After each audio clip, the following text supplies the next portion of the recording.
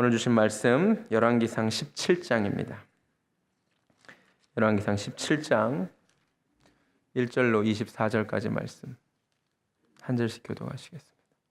오늘 선지자 열전 6번째 광야의 훈련을 통과한 선지자 엘리야라는 제목으로 하나님의 말씀 대언합니다. 엘리야를 모르는 사람은 아마 없으실 겁니다. 그는 등장부터 멋있습니다. 17장 1절에 마치 혜성처럼 갑자기 등장합니다. 그리고 이렇게 왕에게 경고함으로 멋지게 경고함으로 사역을 시작합니다. 1절입니다.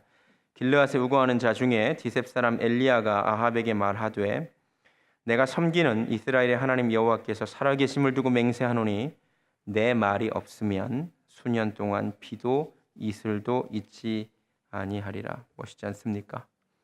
내 말이 없으면 앞으로 가뭄이 있을 것이다. 그리고 18장에 그 유명한 갈멜산 대결을 하는 모습도 굉장히 멋있습니다. 그렇죠? 성경에서 그보다 더 극적인 대결은 없습니다. 850대 1의 대결이기 때문입니다. 하늘에서 불을 내리는 대결입니다. 대단한 거죠. 그리고 그의 기도를 하나님이 응답하셨습니다. 여러분 그런데 그거 아십니까? 17장 1절에서 엘리야가 멋지게 등장하자마자 곧바로 18장에 갈멜산의 승리가 있었던 것은 아니라는 것입니다. 사실 17장 1절과 18장 갈멜산 승리 사건 사이에는 약 3년 6개월간의 시간 공백이 있습니다. 야고보서 5장 17절에 따르면 3년 6개월입니다. 다시 말하면 엘리야는 하나님께 첫 부르심을 받고 진짜로 하나님께 제대로 쓰임 받기까지 기다림의 시간을 보내야만 했다는 말입니다. 여러분 기억하세요. 하나님의 부르심과 하나님의 사용하심의 시간은 꼭 일치하지 않습니다. 우리는 하나님이 나를 부르시면 콜링하시면 나를 곧바로 사용하실 것이다 라고 기대합니다. 그런데 그렇지 않습니다. 성경을 보면 부르심의 시간과 정작 쓰임받는 시간은 꽤 다를 때가 많습니다. 그 사이 하나님의 훈련 시간이 있을 때가 많습니다. 요셉을 보시기 바랍니다. 그는 하나님께 놀라운 비전을 받았습니다. 놀라운 꿈을 받았습니다. 그런데 정작 그가 총리가 된 것은 한참 뒤의 일입니다. 부르심과 쓰임받음의 시간 간격의 차이가 큽니다. 그리고 그 사이에 감옥에서 죄수로 억울하게 훈련의 시간을 보냅니다. 다윗도 기름 부음을 받은 것은 왕으로 소명을 받은 것은 10대 때입니다만 정작 왕으로 취임한 것은 한참 뒤의 일이고 그 사이에 광야에 훈련의 시간이 있었습니다. 엘리야도 마찬가지입니다. 처음 등장한 시간과 정작 갈멜산에서 쓰임 받기까지는 3년 6개월간의 기다림과 훈련의 시간이 있었습니다. 오늘 이 시간 엘리야가 겪어야 했던 통과해야 했던 그 훈련은 어떤 내용이었으며 왜 그 훈련이 그에게 필요했는가? 그리고 우리에게 또 그런 신앙의 훈련이 필요하지는 않는가 생각하는 시간이 되기를 원합니다. 엘리야가 어떤 훈련을 경험했습니까? 2절을 보겠습니다. 여호와의 말씀이 엘리야에게 임하여 이르시되 너는 여기서 떠나 동쪽으로 가서 요단 앞 그릿 시냇가에 숨고 그 시냇물을 마시라. 내가 까마귀들에게 명령하여 거기서 너를 먹이게 하리라. 그가 여호와의 말씀과 같이 하여 곧 가서 요단 앞 그릿 시냇가에 머물매 까마귀들이 아침에도 떡과 고기를 저녁에도 떡과 고기를 가져왔고 그가 시냇물을 마셨으나. 멋지게 하나님의 말씀을 선포한 뒤에 그가 제일 먼저 해야 됐던 일은 이스라엘 백성들에게 나아가 드디어 하나님의 선지자가 등장했다라고 외치는 것이 아니라 도망가서 숨는 일이었습니다. 도망가서 숨으면서 누구를 의지하여 살아야 하느냐? 까마귀를 의지하여 살아야 했습니다. 아침과 저녁으로 까마귀가 어디선가 떡과 고기를 물고 오면 먹고 삽니다. 여러분 상상을 해보시기 바랍니다. 까마귀가 얼마나 또 많이 불어왔겠습니까? 부리도 크지 않은데. 펠리칸 정도 돼야 많이 불어왔을 텐데. 게다가 레위기 11장 한번 가보시겠습니다. 레위기 11장. 레위기 11장에는 이스라엘 백성들이 가증히 여기는 짐승들의 목록이 나옵니다. 레위기 11장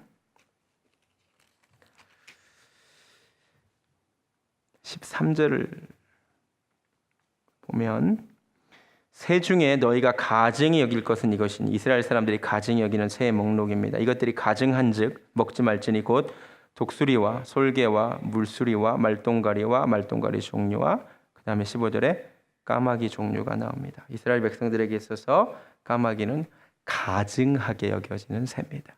혐오감을 불러일으키는 새입니다. 우리에게 좀 더 설득력 있게 다가오려면 들쥐가 물어다 주는 거 먹었다 이렇게 생각하시면 느낌이 더 맞습니다. 엘리야의 기분이 어땠을까요? 내가 부정하다고 알고 있는 하찮은 까마귀, 부정한 존재가 물어다 주는 떡과 고기를 먹어야 삽니다. 그것도 숨어서 삽니다. 엘리야의 마음이 어땠을지 한번 상상해 보시기 바랍니다. 내가 괜히 하나님의 말씀을 전해가지고 하나님 도대체 저한테 왜 그러십니까? 근데 하나님은 아무 말씀이 없으십니다. 그냥 엘리야로 하여금 그 시간을 보내게 하십니다. 얼마나 답답했을지 한번 생각해 보시기 바랍니다. 그런데 본문으로 돌아와서 그 후에 시냇물이 점점 말라가기 시작했다라고 성경에 말하고 있습니다. 우리 열왕기상 17장으로 돌아오겠습니다.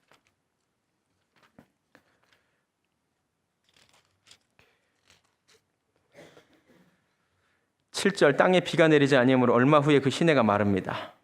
마실 물도 떨어졌습니다. 8절에 여호와의 말씀이 엘리야에게 다시 임합니다. 와, 얼마나 엘리야가 흥분이 되었을까요? 아무 말 없으시던 하나님이 다시 말씀을 주셨습니다. 드디어 때가 되었나 보다. 드디어 하나님이 나를 또 사용하시려나 보다. 얼마나 기대되는 마음으로 말씀을 받는데 어라? 하나님 이번에 이렇게 말씀하십니다. 너는 일어나 시돈에 속한 사르밧으로 가서 거기 머물라. 내가 그곳 과부에게 명령하여 내게 음식을 주게 하였느니라. 이번에는 시돈 땅으로 가랍니다. 이방인 땅으로 가랍니다. 이스라엘 백성들이 선민의식으로 유명하다라고 말씀을 드렸습니다. 이방 사람들은 사람 취급도 하지 않습니다. 그런데 그 땅으로 가랍니다. 이방도 이방 나라임이지 하필이면 시돈으로 가랍니다. 시돈은 이스라엘 백성들에게 있어서 굉장히 나쁜 기억이 있는 땅입니다. 왜냐하면 솔로몬이 타락할 때 시돈 출신 여인이 아스타롯을 섬기게 한 것도 있고요. 지금 이스라엘로 하여금 하나님으로부터 멀어지게 한 장본인인 이세벨의 고향이 어디냐면 시돈입니다. 열왕기상 16장 한번 보시겠습니다. 열왕기상 16장 30절. 오므리의 아들 아합이 그의 이전의 모든 사람보다 여호와 보시기 악을 더욱 행하여 느밧의 아들 여로보암의 죄를 따라 행하는 것을 오히려 가볍게 여기며 그 다음에 시돈 사람의 왕 엣바알의 딸 이세벨을 아내로 삼고 가서 바알을 섬겨 예배합니다. 악녀 이세벨의 고향으로 가라는 겁니다. 지금 이스라엘로 하여금 우상 숭배의 길로 몰아넣고 있는 그 땅으로 가라는 겁니다. 왜 가라고 하시는지 이해를 못하겠습니다. 더 이해할 수 없는 것, 그곳에 가서 누구에게 빌부터 살랍니까? 과부에게 빌부터 살랍니다. 심각한 명령입니다. 이스라엘 백성들에게 있어서 고아와 객과 과부는 도움을 줄 대상이지 도움을 받을 대상이 아닙니다. 우리도 왜 그 벼룩의 간을 빼먹는다 그러잖아요. 가서 벼룩의 간 빼먹으라는 겁니다. 그것도 이 본문을 보면은 딱 손에 떡 한 조각 있는데 이 떡 하나를 만들 수 있는 가루 한 움큼과 기름 한 병이 있는데 가서 치사하게 그거 나 먼저 요리해서 달라고 이 치사한 부탁 이걸 하러 가라는 겁니다. 하나님의 종의 자존심이 있지. 하나님이 안 믿는 이방 땅 그것도 과부에게 가서 빌부터 살랍니다. 하나님의 종 엘리야가 멋지게 하나님께 쓰임 받기 전에 바로 이런 시간이 있었다는 것을 여러분이 반드시 아셔야 됩니다. 여러분 잘 들으시기 바랍니다. 이 시간이 어떤 시간이라고요? 훈련의 시간입니다. 이 시간이 없이는 18장의 엘리야는 있을 수가 없습니다. 하나님이 엘리야에게 시키신 구체적인 훈련의 내용이 뭡니까? 겸손의 훈련, 낮추시는 훈련입니다. 이스라엘 백성들이 무시하는 까마귀, 무시하는 이방인, 무시하는 과부, 그들을 통해 엘리야를 먹이심으로 하나님은 엘리야를 낮추고 또 낮추십니다. 겸손하게 하십니다. 하나님은 항상 사람을 쓰시기에 앞서 그 사람을 낮추는 겸손의 훈련을 하게 하심을 깨달으시기 바랍니다. 성경에 등장하는 인물 치고 이 겸손의 훈련, 낮아짐의 훈련을 통과하지 않은 사람이 없습니다. 모세를 보세요. 이집트 왕인 그를 하나님이 안 쓰십니다. 40년을 광야에서 뺑뺑이를 돌리십니다. 가축을 돌보게 하십니다. 성경이 분명히 말합니다. 이집트 사람들은 목축업을 가증히 여긴다고. 그거 시키십니다. 자존심을 낮추도록 최대한 낮췄다가 나는 아무것도 할 수 없는 자입니다. 고백이 나올 때까지 하나님은 기다리십니다. 요셉 보세요. 하나님 일찍부터 꿈을 주셨지만 그 꿈을 한참 뒤에 이루게 하십니다. 그를 계속 낮추십니다. 노예가 되게 하십니다. 감옥에 죄수가 되게 하십니다. 그 낮춘 다음에 그를 세우십니다. 여러분, 왜 모든 사람들이 예외 없이 겸손의 훈련을 통과해야 합니까? 답은 쉽습니다. 모든 사람이 다 교만하기 때문입니다. 제가 지금까지 짧은 삶을 살면서 내린 결론은 사람은 진짜 교만하다는 것입니다. 저는 어렸을 때 공부 많이 하고 지위가 높고 돈 많은 사람이 교만할 것이라고 생각했는데 돈 없고 공부 못하고 지위가 낮아도 다 교만합니다. 맞아요? 맞아요? 다 교만해요. 사람은 어찌나 교만한 존재지. 하나님이 낮추시지 않고는 사용하실 수가 없습니다. 너무 교만하기 때문에. 혹시 여러분, 이 중에 하나님께서 환경을 통하여 사람들을 통하여 여러분을 낮추시는 경험을 하고 계십니까? 자존심이 상하는 일을 막 겪게 하십니까? 하나님을 찬양하시기 바랍니다. 하나님 여러분 쓰시려고 하시는 거예요. 여러분의 자존심을 꺾어야 되기 때문에 내가 아무것도 아닌 존재라는 것을 확인시켜야 되기 때문에. 여러분 그거 아세요? 엘리야가 3년 6개월 낮아지고 낮아졌는데 여전히 교만해요. 나중에 그 갈멜살 승리 후에 제가 또 그것도 설교하겠지만 엘리야가 뭐라 그런 줄 아세요? 다 바알에게 무릎 꿇었는데 하나님 나만 남았어요. 하나님이 참다 못해 한마디 하잖아. 7,000명 있는데 얼마나 교만합니까? 나만 남았다 이거예요. 그렇게 낮아졌는데도 나만 잘 섬기는 사람이라는 거예요. 하나님이 완전히 꺾으십니다. 엘리야가 받은 훈련은 단지 낮아지는 훈련만은 아닙니다. 동시에 하나님을 전적으로 의지하게 하는 훈련입니다. 믿음의 훈련을 같이 받습니다. 한번 생각해 보세요. 까마귀가 아까 말씀드렸듯이 한꺼번에 많이 물어오지 않습니다. 아침과 저녁에 조금씩 가져옵니다. 아침에 까마귀가 음식을 떨어뜨려 놓고 가면 그 다음에는 뭐 해야 돼요? 믿음으로 기다리는 거죠. 하나님이 까마귀의 마음을 또 감동시켜야 돼. 그죠? 까마귀한테 바쁜 일이 생기면 안 돼. 까마귀가 또 어김없이 저녁에 감동이 돼서 하나님이 먹을 것을 찾게 해주셔서 물어와야 하루를 살아요. 다음날 아무것도 개런티 되지 않아. 까마귀 여자친구라도 생기면 안 돼. 이날도 어김없이 하나님이 까마귀 마음에 감동을 주시고 먹을 것을 찾게 해주셔요. 하나님이 찾게 해주셔야 물어와서, 그것도 혼자 먹다가 저기 그 양반 갖다 줘야지 생각이 나야 물어와. 기가 막힌 거예요. 기가 막힌 것. 엘리야는 하나님을 바라볼 수밖에 없습니다. 아무것도 개런티 되어 있지 않습니다. 오늘 먹으면 내일은 아무것도, 내일 일은 난 몰라요. 이스라엘 백성들에게 광야에서 하나님 시키신 훈련 딱 이겁니다. 만나. 여러분, 만나를 하나님 매일 주신 것이 놀라운 거예요. 근데 사실 그게 개런티 되지 않는 거예요. 오늘 내리면 내일, 사실 내릴지 안 내릴지 어떻게 알아요. 근데 하나님이 키워코 내려주시는, 우리 하나님 신실하신 분이시구나, 우리를 먹이시는 분이시구나. 그 훈련. 신명기 8장 3절에 따르면 너를 낮추시며 너를 줄이게 하시며 또 너도 알지 못하며 내 조상들도 알지 못하던 만나를 내게 먹이신 것은 사람이 떡으로만 사는 것이 아니요 여호와의 입에서 나오는 모든 말씀으로 사는 줄을 내가 알게 하려 함이라. 아멘. 하나님이 은혜로 산다는 거죠.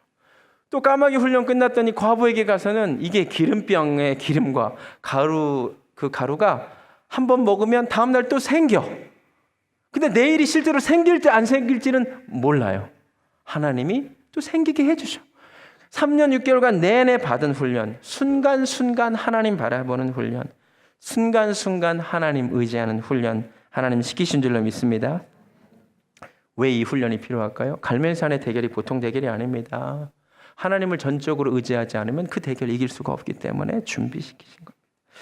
여러분, 혹시 내가 하나님을 하루라도 의지하지 않고는 하루를 견딜 수 없는 상황에 계십니까? 감사하시기 바랍니다. 여러분도 하나님께 훈련받고 있는 것입니다.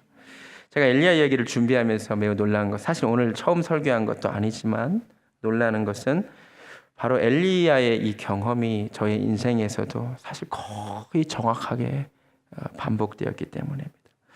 저희 지난 유학 생활은 바로 이 훈련의 시간이었습니다. 낮아짐의 훈련, 하나님을 의지하는 훈련. 돌아보니까 하나님이 참 많이 낮아지게 하셨습니다. 서러움도 좀 겪게 하셨습니다. 얼마나 어려웠는지 모릅니다. 돌아보면요. 지금 이제 생각해 보니까 노스캐롤라이나 처음 2년 동안 유학하면서 그 외식을 해본 게 5번이 안 돼요. 역시 아무도 안 놀라시는데. 외식을 해본 적이 없어요. 우리 아내가 임신해서 사과를 먹고 싶다는데 사과를 사줄 돈이 없었다면 믿어지시겠어요? 다음 달 렌트비를 내야 될 게 없으니까. 근데 그럴 때 하나님이 까마귀를 통해서 먹이시고, 그럴 때 사르밧 과부를 통해 먹이신 하나님이 저희 인생에서도 그대로 하나님이 먹이시고 그달 살게 하시고 하나님이 채워주시는 경험, 제가 여러 번 간증을 했기 때문에 반복하지는 않겠습니다만 하나님이 채워주셔서 살았다는 거죠. 하나님이 낮추시지만 하나님을 의지하게 하셨다는 거죠. 여러분, 이 훈련의 시간이 없이 어떻게 하나님께 쓰임을 받고 살겠습니까? 이 경험이 없이 어떻게 하나님의 종이 되겠습니까? 그 시간을 지나갈 때는 하나님이 참 원망이 됩니다. 그런데요, 그 훈련이 꼭 우리에게 필요한 훈련이기에 하나님이 통과하게 하신 줄로 믿습니다. 그 시간을 통과하면서 간증거리가 많아졌습니다. 사과를 못 사줬는데 우리 한 목사님이 애플 피킹을 가셔가지고 한 봉다리 막 갖다 주고, 할렐루야. 아마 그런 일들이 생겨요. 우리 저번에 우리 교회에 오셔서 한번 설교하셨던 우리 박명수 교수님이 그달은 우리가 렌트비가 안 치워졌는데 어느 교회 부흥회 인도하러 가셨는데 부흥회 강사 사례비 외에 한 분이 장학금으로 써달라고 이 목사님께, 교수님께 100만 원을 줬어요. 그랬더니 이 분이 저한테 연락을 한 거예요. 제가 생각나서. 그래서 그 달은 또 그 보내주신 100만 원으로 렌트비 채워진 적이 있고, 진짜로 하나님이 까마귀를 통해 먹이시고 과부를 통해 먹이시고 생각하지 못하는 사람들을 통하여 하나님이 살아가게 하셨어요. 그러니까 간증거리가 있잖아요. 예수 믿는 것은 받은 증거 많도다. 하나님 살아계시고 나의 공급자 되신다는 고백을 할 수 있게 되는 것 같습니다. 가사가 찬송이 어렵지만 제가 굳이 어려운 찬송을 여러분께 먼저 보내드리고 오늘 부른 이유는 이 가사가 정말 기가 막힙니다. 광야를 지내며 왜 나를 깊은 어둠 속에 홀로 두시는지, 어두운 밤은 왜 그리 길었는지, 나를 고독하게 나를 낮아지게 세상 어디도 기댈 곳이 없게 하셨네. 아, 이게 광야구나. 하나님 우리를 광야에 서게 하십니다. 근데 바로 거기서 우리가 이 고백을 할 수밖에 없습니다. 주님만 내 도움이 되시는구나. 주님만 내 빛이 되시는구나. 주님만 내 친구 되시는구나. 아니, 주님 손 놓고는 단 하루도 살 수 없구나. 광야. 왜 나를 이 깊은 어둠 속에 홀로 두시는지 이제 알게 되는 것입니다. 그리고 이거를 고백하고 나서, 지나고 나서 고백이 후렴해서 주께서 나를 사용하시려, 나를 더 정결케 하시려, 나를 택하여 보내신 그곳이 광야구나. 그곳에서 성령이 내 영을 다시 태어나게 하시는 곳. 내 자아가 산산이 깨지고 높아지려 했던 내 꿈이 주님 앞에 내려놓게 되고 주님 뜻만 이루어지기를 소원하게 되는 곳, 나를 통해 주님 드러나시기를 소원하게 되는 곳, 그곳이 광야라는 거죠. 그래서 이 가사가 참 은혜가 되더라고요. 우리 한번 이 찬양 다시 듣고 말씀 같이 듣도록 하겠습니다.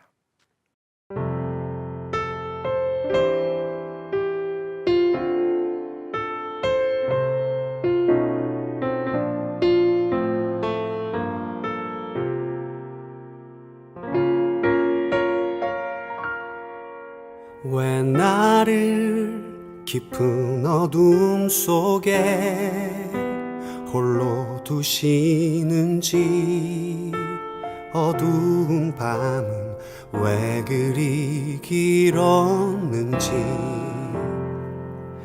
나를 고독하게 나를 낮아지게 세상 어디도 기댈 곳이 없게 하셨네.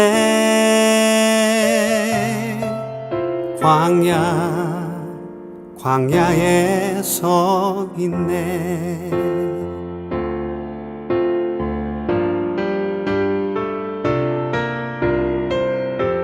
주님만 내 도움이 되시고 주님만 내 빛이 되시는 주님만 내 친구 되시는 광야.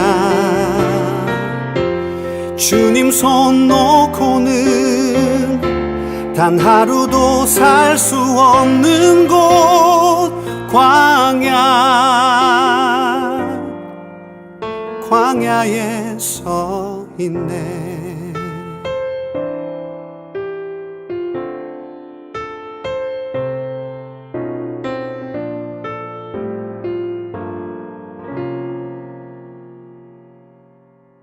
왜 나를 깊은 어둠 속에 홀로 두시는지, 어두운 밤은 왜 그리 길었는지,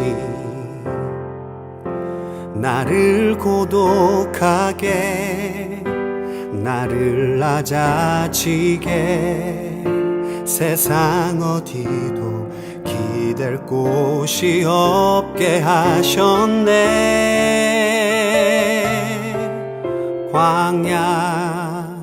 광야에 서 있네.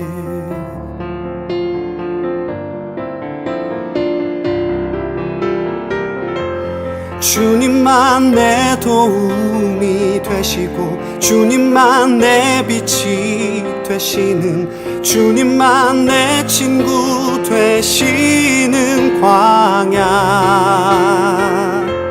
주님 손 놓고는 단 하루도 살 수 없는 곳 광야.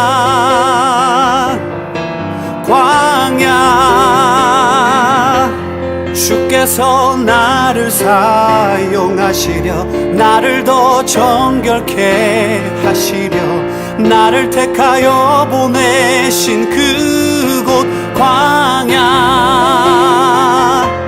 성령이 내 영을 다시 태어나게 하는 곳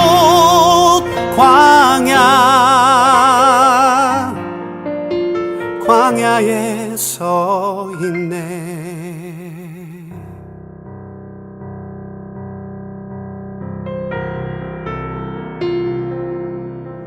내 자가 산산이 깨지고 높아지려 했던 내 꿈도 주님 앞에 내어놓고 오직 주님 뜻만 이루어지기를 나를 통해 주님만 드러나시기를.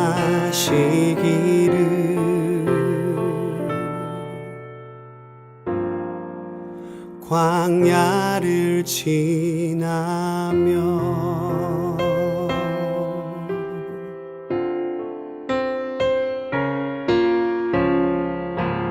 아멘. 여러분 인생에서 광야 길을 반드시 하나님이 걷게 하실 건데 그때 낮아지고 하나님께서 귀하게 쓰실 그릇으로 준비되시기 바랍니다. 다시 엘리야로 돌아오겠습니다. 여기까지로 훈련이 끝나면 얼마나 좋겠습니까? 여기까지 좀 낮아지고 겸손해지고 하나님을 의지하는 훈련 받고 그 다음에 하나님께 멋지게 쓰임 받으면 진짜 얼마나 좋겠습니까? 그런데 그게 아니었습니다. 더 어려운 시험이 기다리고 있습니다. 17절. 이 일 후에 그 집 주인 되는 여인의 아들이 병들어 증세가 심히 위중하다가 숨이 끊어진지라. 여인이 엘리야에게 이르되 하나님의 사람이여 당신이 나와 더불어 무슨 상관이 있기로 내 죄를 생각나게 하고 또 내 아들을 죽게 하려고 내게 오셨나이까.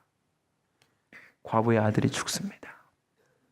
엘리야가 신세를 지고 있는 그 집에 애가 하필이면 죽습니다.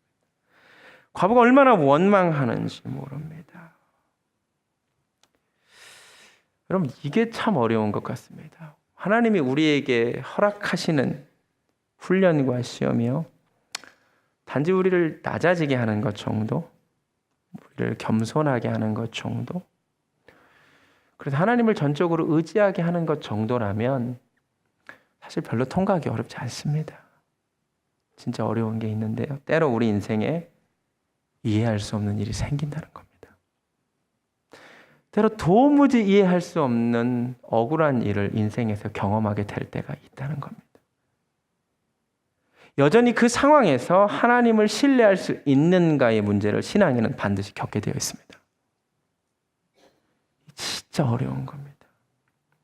여러분, 혹시 살면서 하나님께 따지고 싶은 것, 하나님 어떻게 내 삶에 이런 일을 허락하실 수 있으십니까? 이해할 수 없는 일을 경험하신 적 있으십니까? 그게 바로 엘리야가 경험한 겁니다.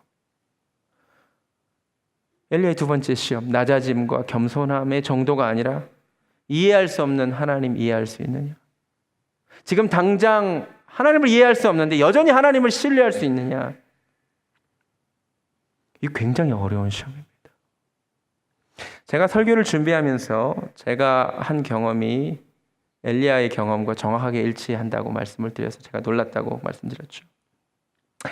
저도 말씀드린 대로 지난 몇 년간 낮아짐의 훈련, 겸손해지는 훈련, 하나님을 의지하는 훈련 잘 마쳤습니다. 그런데 그게 끝이 아니었습니다. 교회 창립 예배를 11월 8일 날 날짜를 잡고 열심히 개척을 준비하고 있는데 갑자기 8월 1일에 누나가 쓰러졌다는 얘기를 들었습니다. 그리고 5일 뒤에 허망하게 누나가 천국에 갔다는 얘기를 들었습니다. 이해할 수가 없습니다. 도무지 하나님을 이해할 수 없습니다. 하나님 어떻게 이러실 수 있습니까? 내가 지금 미국에서 하나님이 하나님의 교회를 세우는 게 뜻이라고 말씀해 주셔서 교회를 준비하고 있고 사람들이 모이고 있고 이제 창립 예배를 3개월 앞두고 있는데 왜? Why? Why? 얼마나 착했고 하나님을 사랑했고 귀한 사람인데 Why? 엘리야가 경험한 것이 바로 제가 경험한 것이 이해할 수 없는 하나님.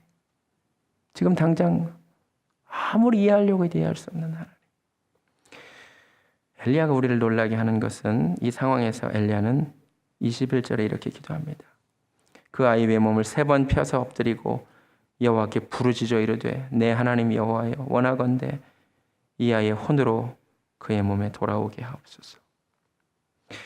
제가 엘리야에게 놀란 것은 엘리야는 하나님에 대한 신뢰를 거두지 않는다는 것입니다. 하나님께 더 매달립니다. 하나님 도와주시옵소서. 그 원인이 어떻게 보면 하나님께 원망스러운 일이긴 한데 그래도 이 문제를 해결해 주실 분도 하나님밖에 없다 이거죠. 저는 엘리야의 이 기도를 통하여 이 아이가 살아났지만 살아나지 않았다 할지라도 엘리야는 이미 시험을 통과했다라고 생각합니다. 엘리야는 하나님에 대한 신뢰를 거두지 않습니다. 감사하게도 이 아이가 다시 살아났죠. 이 아이는 살아나야만 했습니다. 엘리야를 위해서가 아니라 사실은 사르밧 과부를 위해서였습니다. 24절을 볼까요? 여인이 엘리야에게 이르되 내가 이제야 당신은 하나님의 사람이시요 당신의 입에 있는 여호와의 말씀이 진실한 줄 아노라. 놀랍죠? 지금까지 엘리야가 하나님의 사람인지 몰랐다는 게 사실 더 놀랍죠. 지금까지 기름병에 기름이 다하지 않았는데 그런 기적을 체험하고도 몰랐다는 게 사실 더 놀랍죠. 그런데 이 사건 이후에 사르밧 과부는 진짜 엘리야를 진짜 하나님의 사람으로 보게 됩니다. 그래서 제가 보기에 아이가 살아난 것은 사르밧 과부를 위해서 필요한 일이었고요. 엘리야는 아이가 다시 살아나든 살아나지 않든 이미 이해할 수 없는 가운데서도 하나님을 신뢰함으로 인하여 시험을 통과했다라고 생각합니다. 그 이야기 이후에 하나님이 그를 갈멜산에서 쓰십니다. 저희 누나는 살아나지 않았습니다. 그런데 저희도 그 시험을 이겨냈다고 생각합니다. 저희 가족 역시 여전히 하나님을 신뢰합니다.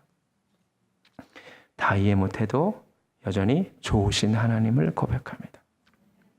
지금은 다 알지 못해도 나중에 천국 가면 다 이해하게 될 날이 올 줄로 저는 믿습니다. 저 역시 저에게 주어진 시험을 통과했다라고 생각합니다. 다시 만나게 될 그날, 여전히 가슴은 아프지만 제가 이번에 한국 가서 무덤을 만나게 될 텐데 다시 만날 그 소망이 있으니까 괜찮습니다. 이 시험 뒤에 엘리야는 드디어 18장에서 그 누구도 한 적이 없는 하늘에서 불을 내리는 도구로 쓰임받습니다. 우리는 엘리야의 18장에, 열왕기상 18장에 등장하는 엘리야를 부러워합니다. 우리도 엘리야처럼 하나님께 멋지게 쓰임받고 싶습니다.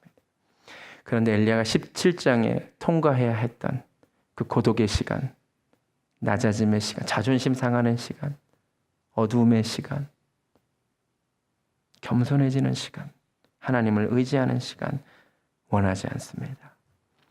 여러분, 그런데 그 훈련의 시간이 없이는 하나님께 쓰임받지 못합니다.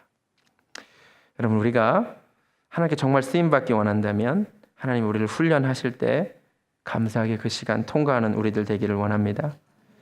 광야의 시험 반드시 지나가시게 될 겁니다. 반드시 사람을 통해 여러분을 반드시 낮추실 것입니다.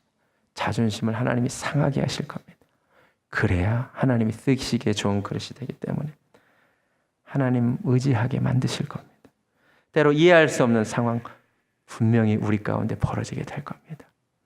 우리가 다 이해할 수 없는 것들이 너무 많기 때문에 천국에 가서야 아하 그렇구나 이해할 수 있는 일들이 있기 때문에 우리가 함께 신앙생활을 합니다. 우리 교우들 가운데 반드시 그런 일을 당하게 될 겁니다. 우리가 그 시험 함께 잘 통과하는 우리들 되기를 주님의 이름으로 축원합니다. 찬양해 보겠습니다. 광야를 지나며. 찬양이 좀 어려워서 걱정은 됩니다만 가사가 좋아서. 왜 나를 깊은 어둠 속에 홀로 두시는지.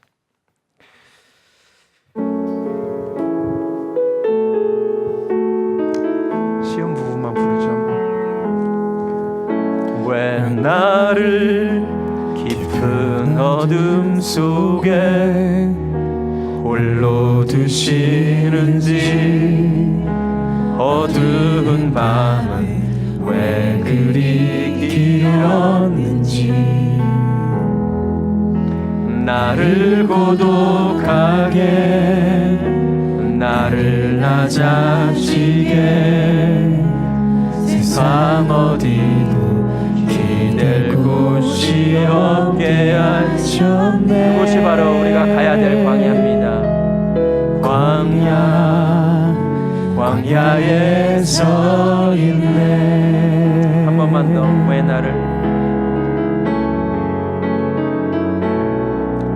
왜 나를 깊은 어둠 속에 홀로 두시는지, 어두운 밤은 왜 그리 길었는지,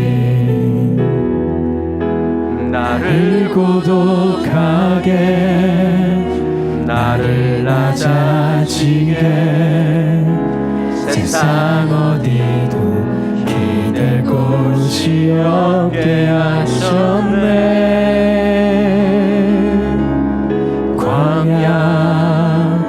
광야에 서 있네. 아멘. 이곳에서 주님만 내 도움이 되시는 줄로 믿습니다. 주님만 내 도움이 되시고 주님만 내 도움이 되시는, 주님만 내 친구 되시는 광야. 주님 손 놓고는 단 하루도 살 수 없는 곳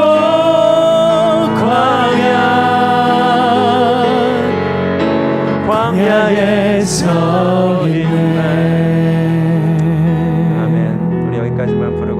눈을 감겠습니다.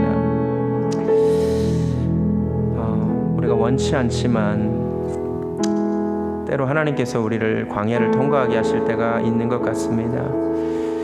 광야를 통과하지 않고는 우리의 높은 자아가 낮아지지 않기 때문인 것 같습니다. 하나님이 때로 우리를 낮추실 때 어쩌면 지금 그 순간을 지나가시는 분들이 계시는 줄로 압니다. 사람들이 무서워지고 사람들 때문에 위축되고 작아지고,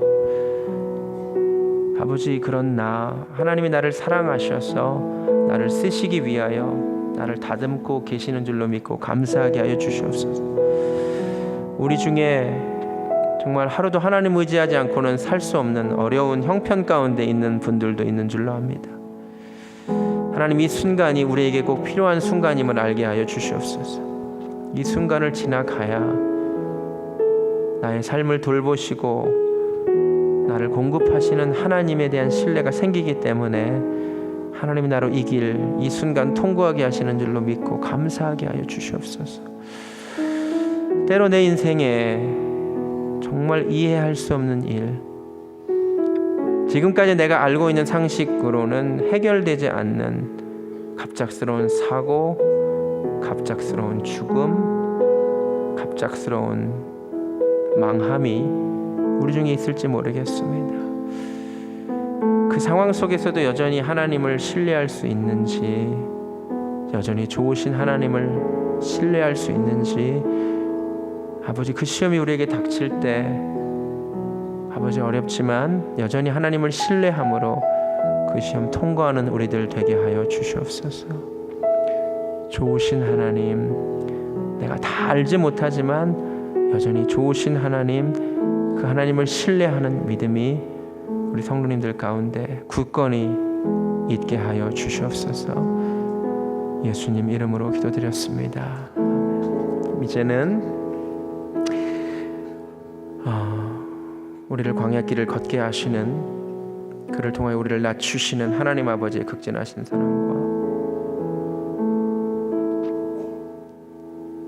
우리 주 예수 그리스도의 함께하심과 성령님의 역사하심이, 오늘 말씀이 무겁지만 엘리야가 통과해야 했던 그 광야길 나도 걸어가야 할 텐데 정말로 하나님을 신뢰하고 의지함으로 잘 통과하기를 소원하는 사랑하는 베델교회 성도님들 머리 위에 지금부터 영원까지 함께 하시기를 간절히 축원하옵나이다. 아멘.